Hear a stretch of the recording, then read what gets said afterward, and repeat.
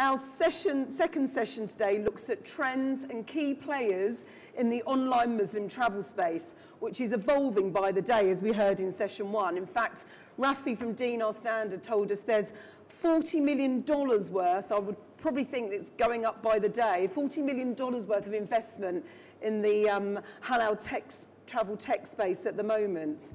So we've actually had a big announcement today in this field, and Nabil, who's sitting here, will tell us all about it. A new online travel agency has actually launched this morning, Rahala.com, offering Muslim travellers a unique content-driven booking site where you'll be able to dynamically package every aspect of your trip. And Nabil is going to tell us all about that. So that's today's exciting news, and which is good that it's coincided with this morning's session.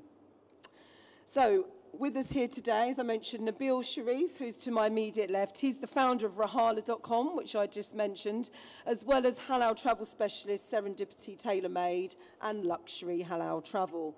Sitting next to him, we have Faiz Fadila, the CEO of TripFez, which is also a big player in the Muslim travel space. And then we have, sitting next to him, Mohammed. Give us a wave, Mohammed, so they know who I'm up to. There you go.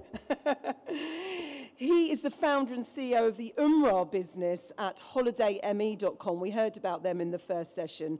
HolidayMe is one of the Middle East region's largest OTAs, and he's going to be telling us more about selling online Umrah packages. And last but not least, we have on the end there, Nazar Othman. He's the Chief Growth Officer for Islamic GPS and Masafah C Experience.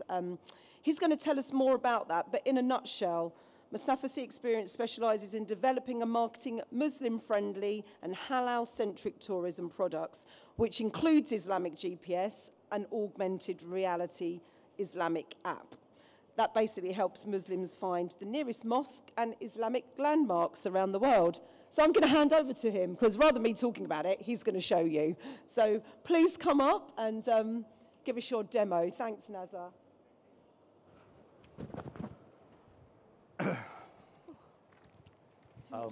Assalamualaikum and good morning. I'm not so used of doing this, you know, I'm always behind the scene, but I have no choice because my partner bailed out that he's expecting a baby to, in these few days, yeah. So he said he can't leave UK. Let me re-correct what that Gemma introduced. She introduced about us, yeah, about Musafir. Basically, that here I'm represent two companies, two different organizations, Islamic GPS and Musafir C. Yeah, Islamic GPS is basically is an augmented reality mobile app, and Musafir is actually a dynamic firm. Agency that are helping businesses to position in the global halal market. Yeah, so we are two different agencies, two different companies, but we realize that in the current situation, I mean current economy nowadays, that, you know, especially in the Islamic industry, we have to collaborate, and that's the way how we can, you know, to make sure that whatever that we want to convey the message to the public is what I mean is be successful. Yeah, I'm sorry, I'm so nervous actually. All right, okay. Me and Iqbal is the founder of the Islamic GPS. Yeah, he's the creative and the genius guy behind this, and I'm the business person. Yeah, he's the techie, technical person, and I'm the business person. Yeah. So, but don't ask me all the technical questions because I'm not good in the technical. So I just tell you in advance. Yeah. Okay. So basically, as I said, that I have to read this. We strongly believe in the collaboration, partnership, and alliances for the benefit of the Ummah. Yeah. So what we do, the reason that we partners, that we realize that we have the same vision, we have the same objective. It's not about dollar and cents, but it's about to give back to the community, back to the world community, to the Ummah. Yeah, that's why we do that. Let me explain again about Musafir. We are divided to the 4 business segmentation. One is actually we we're managing one of the halal accreditation body, yeah, basically that we help certify industry players, yeah, not only on the tourism, but in the F&B, in the other industry, yeah, okay. And then what we do to make sure that, you know, that as I said, that what we want to give to the community, that to reach this, we actually form an initiative. We call it the Truss Initiative. This is actually involved with more than 10 organizations in this initiative. It's include with the higher learning institution, include with the NGOs, include with the corporate sectors, yeah? Because we believe that actually everybody are talking about halal, everybody talking about, you know, how big is the halal industry, but there is the things that we overlook is about the details about, do people understand exactly what is halal, yeah? Do people understand exactly what is a Muslim friendly, yeah? So today, just a short introduction that I'm gonna demo a system, the Islamic GPS and the Kaaba AR, just to show to you. Let me show you this.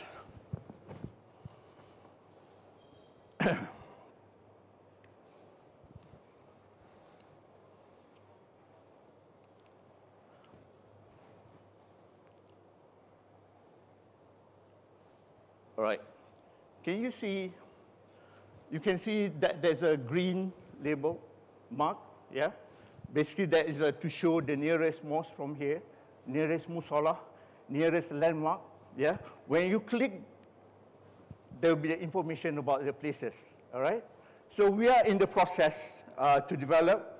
I'm sorry, I'm not used to using an iPhone, okay? Okay. Okay, when you click in 2 months' time, you will see a different color of mark to tell the halal places to eat, the Muslim-friendly hotels, and even the what do you call it, the attraction place, the Muslim-friendly attraction place.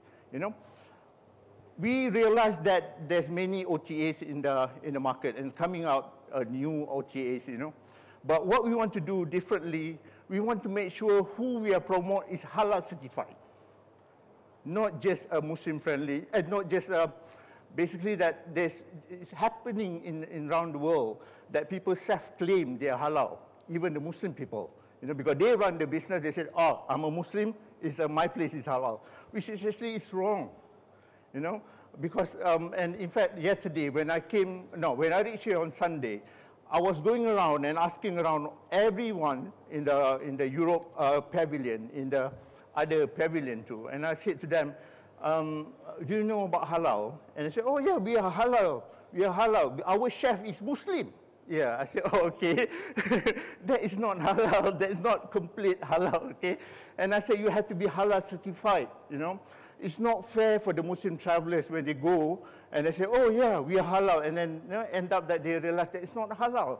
So this is what we want to do. We want to promote halal certified places, halal certified properties. But if they are not halal certified, we will help them. That's what we do. We will help them. We want to work with the local halal certification body to make sure that the properties, make sure that the tour operators are Muslim friendly. Yeah? This is what we want to do. Let me show you, as I mentioned to you, just now you saw the green color, there's a mosque. Then the next one will be a blue and a yellow. You know, I'm not sure about Iqbal. I told Iqbal we have to make sure the right color because of the branding. But he got so excited, he said, no, I want it blue, I want it red. I said, you know, but I said that, no, we have to look into branding first, yeah? But basically in the future, we are becoming the OTA, but not at the moment. We are more focused on the developing the content. Okay, how we are different than others? We realized this. Me and Iqbal, we have the same vision too. We talk about it for the past few months. You know that what we want to do is to position a masjid as a focal point. and we develop the content surrounding the masjid, 5 to 10 kilometers surrounding the masjid. Where is the places to eat? Where is the places to stay? Where is the places to shop? You know, but masjid as a focal point. Why we want to do this? We want to make sure masjid to become a lively place, as what during Nabi Muhammad sallallahu alaihi wasallam, you know, where the masjid become the activity, the place of the activity for the local community. And that's what we want to do. We're actually developing the content surrounding the masjid. So this is what, to us, this is what the Islamic tourism. Yeah? I mean, not just about to offer the facilities to the Muslim travelers, but is to bring up, to position the masjid as the focal point. Yeah? Okay. I have another one, the apps that I'm going to show before I end. All right, okay, yeah, okay. Okay, let me show you another one. I'm just going to show another apps, yeah?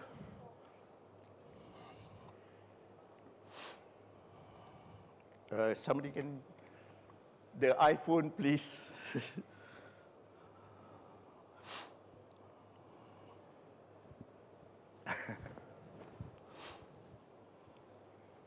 Hi.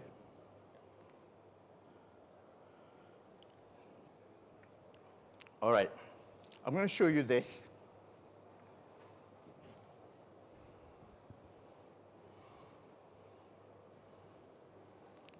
Do you see that? That's the augmented reality. All right, you see this Kaaba, and then when you click here, let's say you click the up button, then will come out the video, the content about inside the Kaaba. Yeah? So we are doing this, we're going to do for masjid, for the masjid in the country. So we are looking to work together with the, with the tourism board of each country to develop this. And you know, UK have 200 masjid, and some of the masjid come from the, you know, is a transformation from church to become a masjid, you know. So there's a history behind the masjid. There is a, you know, like if Taj Mahal is talking about love, you know, there's a masjid, it's animal friendly. I don't even know this before this, you know. And there's so many characters of the masjid. So this is what we are doing, augmented reality. Yeah? All right. Good, thank you. Thanks, Nazar. Well, I'm sure you agree that's really interesting how you can use that kind of app in destination, that augmented reality. So we'll talk a little bit more about it in a minute. So, as mentioned, recapping on the first session, there's been $40 million currently being invested in the digital Muslim travel space. Today we've got with us some other panellists who are launching new things all the time in that space. So I'd like to hand over, first of all, to Nabil. We're going to ask each what they're doing, but I'll hand over to Nabil first, because he's actually launched something new today, and I'd like you to run us through it, please, Nabil. I'll certainly try to. I've had about 3 hours sleep, so I apologize if I come across a little bit groggy. You pretty much know us as Serendipity Tailor-Made, offline travel, and that's what we've been doing for the last 8 years. For the last 18 months, we've been working on a new project called Rihala. Rihala.com is our new brand. It's the new baby of the Serendipity family. Rihala was really born out of the need to provide our consumers with an online booking platform. But we didn't want to go out and do another booking platform. We wanted to do something a little bit different. And Rihala is really the concept behind it is all about user-generated content.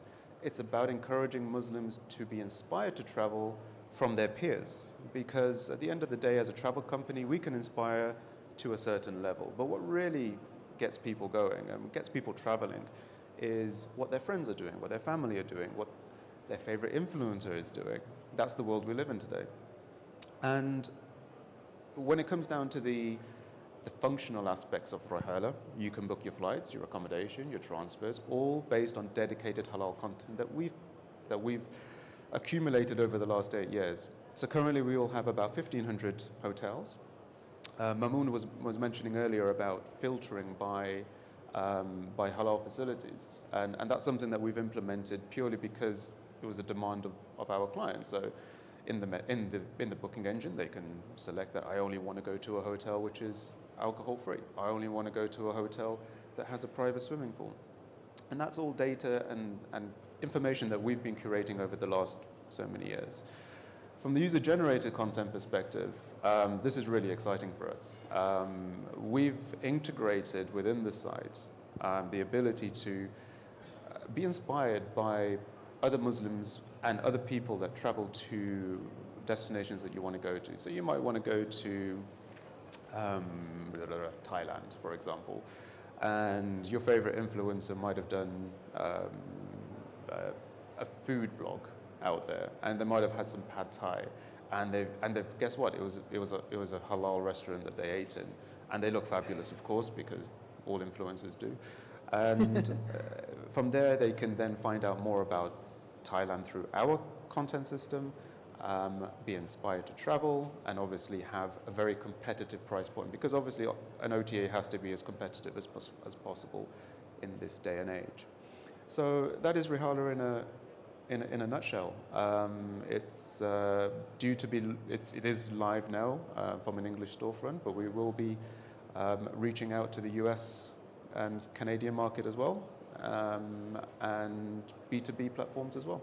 So, yeah, I was going to say, so you'll be able to, if you're B2B wise, agencies and other trade partners will be able to access it. Absolutely, yeah. But the content that we have is really something that we want to share. We're very much into collaboration, and whether it's content providers, whether it's bloggers, whether it's resellers, the halal travel arena right now is growing, obviously, but we want to be able to make that grow faster and faster. And I think through collaboration, that's always been our objective. We always welcome those to come along. And am I right in saying that in the future it will be available in Arabic language as well? Yep, by the end of the year, we'll have an Arabic storefront. Front store? Same thing. An Arabic storefront. And again, because of the way that markets work, we will have curated content specifically to those markets. We've linked in our popular Rihala magazine. So Rihala magazine covers so much from travel to lifestyle, and that will also be curated for the market. At the end of the day, experience is really what we drive on.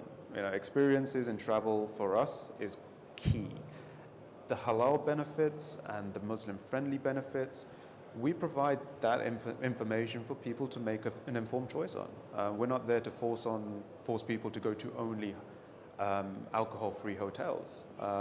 We want to provide people with as much content and information to make an informed choice, but at the same time, fall back in love with travel. Fantastic, great. Well, let's move on to Faiz. Now, Faiz, you've been in this space for quite a while now. Tell us quickly about TripFez and Salam Standard, because not everyone will know. And then I'd like to talk more about your Umrah API that you're doing, which will lead us on to Mohammed at Holiday ME. It works in this order, you see. Cunning plan. So basically two separate business you mentioned. Yes. With Salam Standard, we work with hotels to identify sort of the facilities and amenities that the hotels provide that caters to the needs of Muslim travelers, similar to what Nabil was saying. And how many hotels now? We have about 90,000 hotels, similar to what Nabil was saying, so that they can actually make an informed decision based on specific criteria. So not all would want, let's say, separate swimming pool. Some might want alcohol to be removed from the minibar. So we allow them to actually make an informed decision based on the information that we provide to them. Yeah. So they can choose what they want. With TripFez, it's more on packages, so tour packages that are tailor-made for Muslim travelers, but at the same time ensure that it has the local experience. So let's say you want to go to Korea, you wouldn't want to eat, let's say, kebab in Korea. You want to experience the Korean food, but at the same time it's still Muslim friendly, meaning it's halal. You can still perform, let's say, your prayers, you can do your fast and do all the things which is required by the faith, but at the same time experience the local culture there. So that's what we're focusing on. And Umrah is something new which we're doing.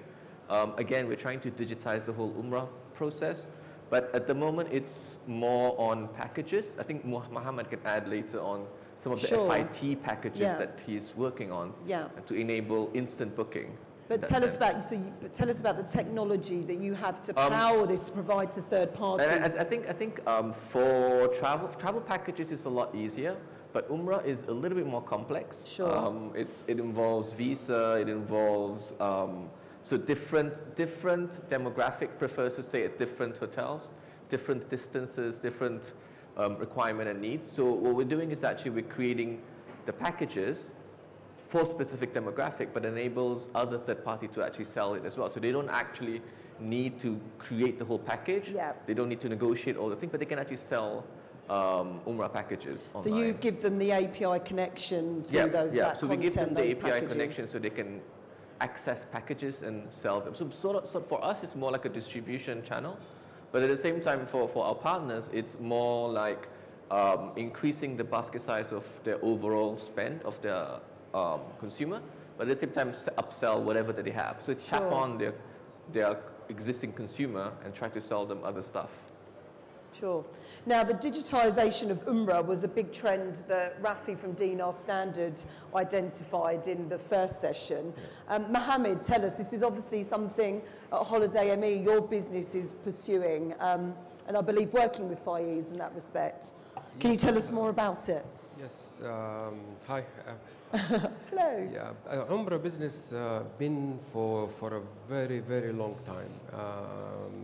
Since it was started, and primarily it is B2B business globally.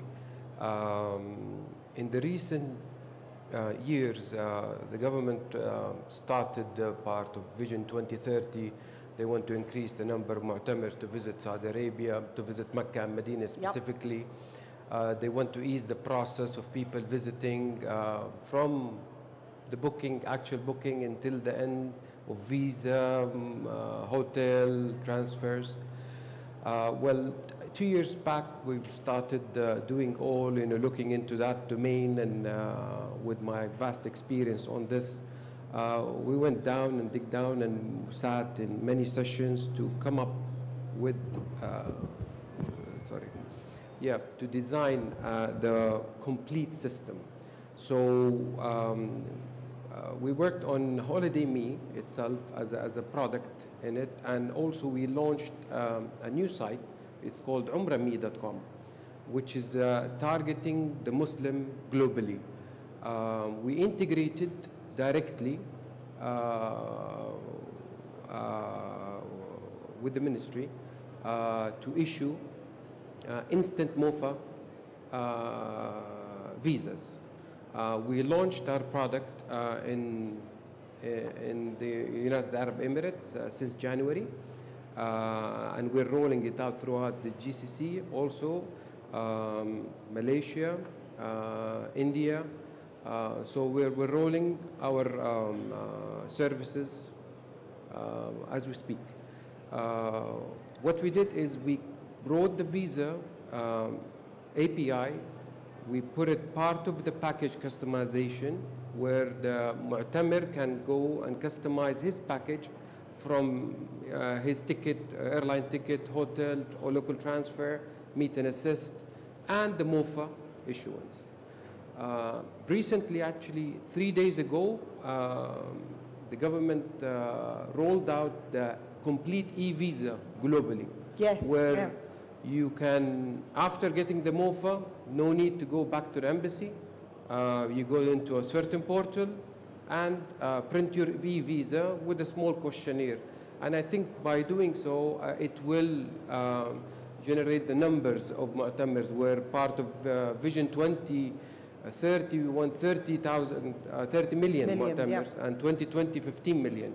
So currently we are at approximately 7 million.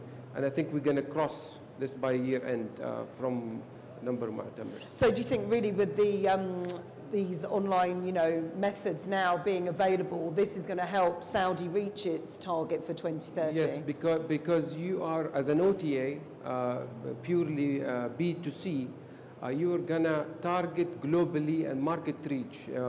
It will help a lot to accelerate this number. Great, fantastic.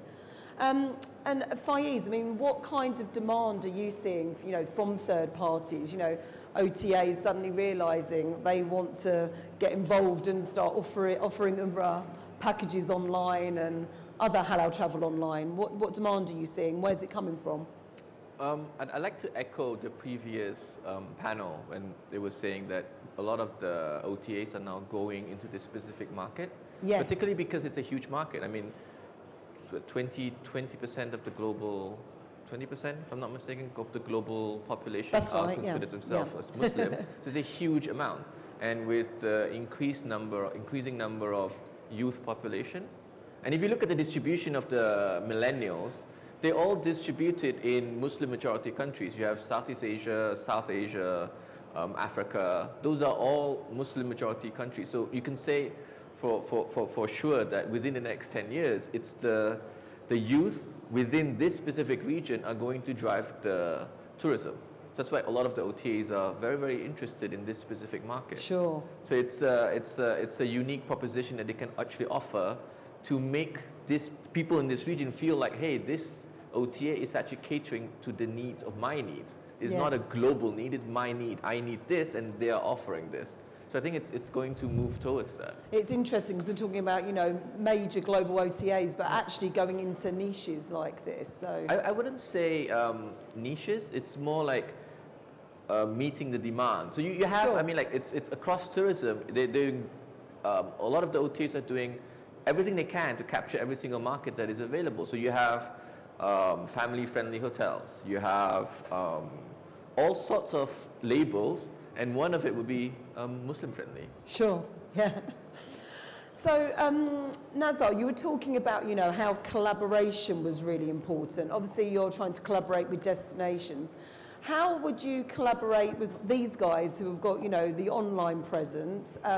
What scope do you feel there is for partnerships, to really elevate the customer experience? Because at the end of the day, it's all about the customer, isn't it? The person traveling or booking. How can we merge, the booking and the experience in destination, do you think?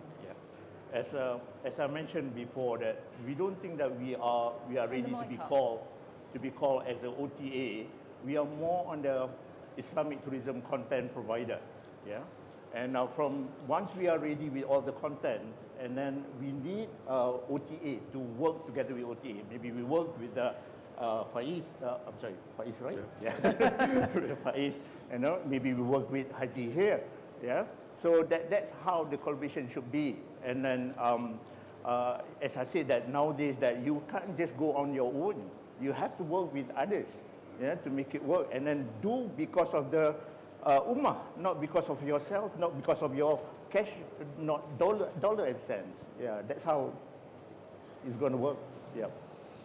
Fantastic. And coming back to you, Nabil, I mean, where do you see the online space evolving? Because you're introducing this user-generated content, which, as you rightly say, bloggers, influencers, peers, friends, we all look to social media these days for inspiration, don't we? How do you think we're going to take it to the next level? I mean, how do you think you might take it to the next level? I know you've only just launched, but... I'll let you know in a couple of years. I think with where we are right now, the consumer buying process doesn't start when they contact us. It starts from the moment they sit in bed and they think, I want to go on holiday. Or, they're talking amongst their friends and say, oh, I'd like to try Japan as well. And it starts from that moment, and it starts from all the research that they do from there.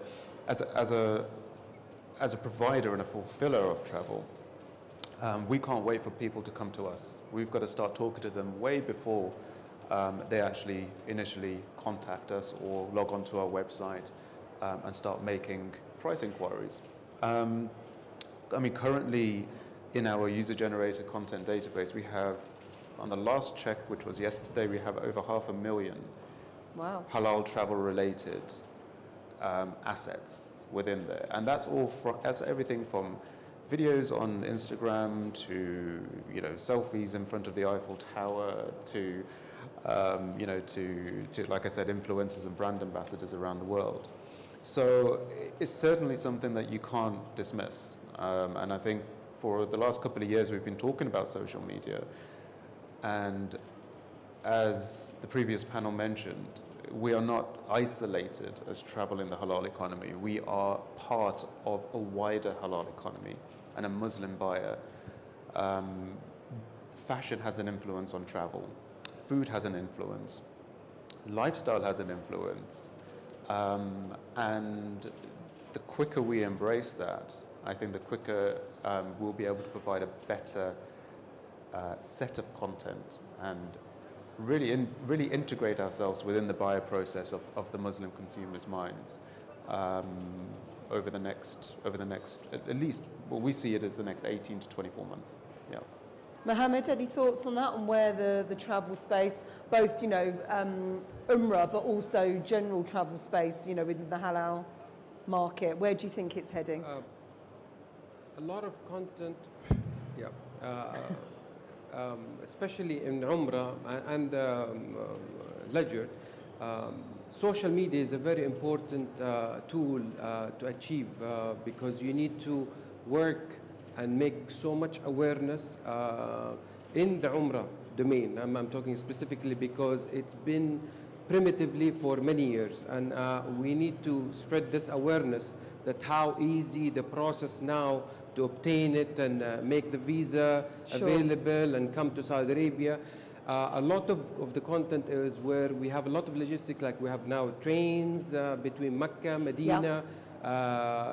You know, we have different transportations, we have new products of hotels, we have sightseeing in Saudi. So when Mu'tamir comes, he can spend more time after his Umrah to explore Taif, explore Madain Saleh, explore different within Saudi, you know, and I think it's very important for us to create that awareness.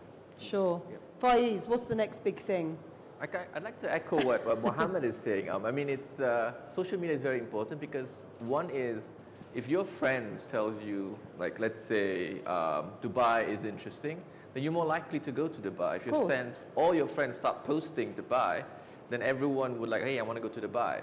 I mean, it would influence. But at the same time, it's also, if you look at the Google 6-step of travel, the first step is actually the dreaming phase, the inspirational phase. So for tourism board, for example, it's the phase where you want to target and get the people to think, hey, I didn't know, let's say Mauritius has this, or I didn't know that Malaysia has beautiful beaches. I didn't know that these places has beautiful, let's say, places to visit. Sure. So I think it's very important, and social media will continue to play a very strong role, both in terms of influencing the people to go to specific destination, but also as a tool to target people, to convince them to go to specific places, because you're more likely to go to places once your friend or someone that you adore goes to that place and promote that place. I like it, someone you adore. We'll talk about destinations. That will be the next subject coming up in our final session. I think we've just got a couple of minutes for questions from the audience. Oh, the gentleman at the front here has his hand up. He's keen. Could we have a mic, please?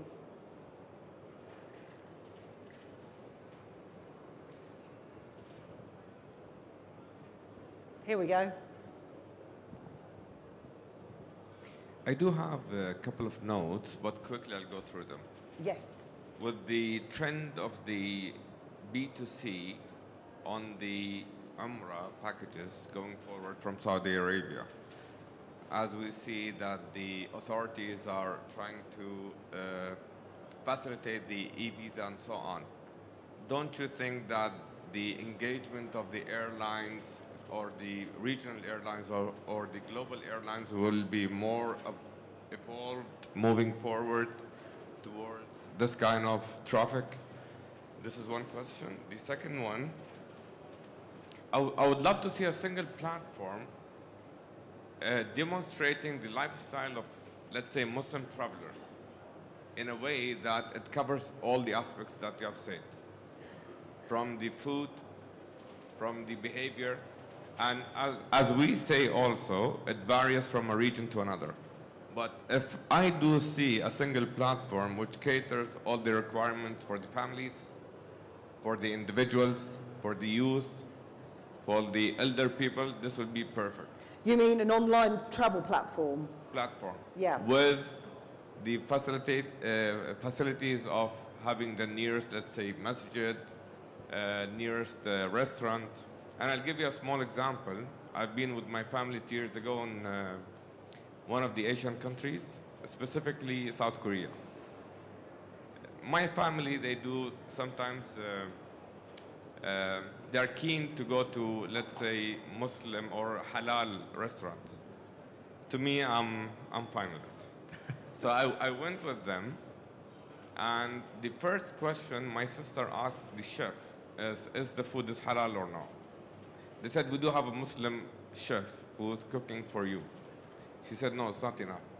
What kind of oil are you using? Does it have a pork content or not? Then they said, yes, it does. Then we said, no, we are leaving. Right, okay. So the classification of a market of $177 billion, I cannot digest that it doesn't go in depth into this kind of little details. Right, so you're... And it is growing to, one of the speakers said, to $243 billion in 2023. Can I answer that? I guess, I mean, I would say collaboration is key for this. Who would like to answer? I can answer the second question. Yeah, okay, Nabil, because, and then, yeah. Because I think that what you're saying is that it's about detail, and it's about and it's about information, and it's about transparency. Now, one of the reasons that I think the hoteliers around the world are not necessarily going into that much detail is because they don't see the value in the market as yet, okay? They don't see it as commercially viable as some other parts or the main parts of the market. So our whole approach has always been that we have to do the work, and that's what we're doing. So at the end of the day, if your family goes to a restaurant in South Korea, we would have already checked it. We would already find out whether they are halal or not. And by halal, we mean, are they preparing food separately to non-halal, or are they fully halal? We try to take that work out for you. And on your first part about inspiring all types of different travelers, just go to rihala.com and click on the Inspire Me tab at the top.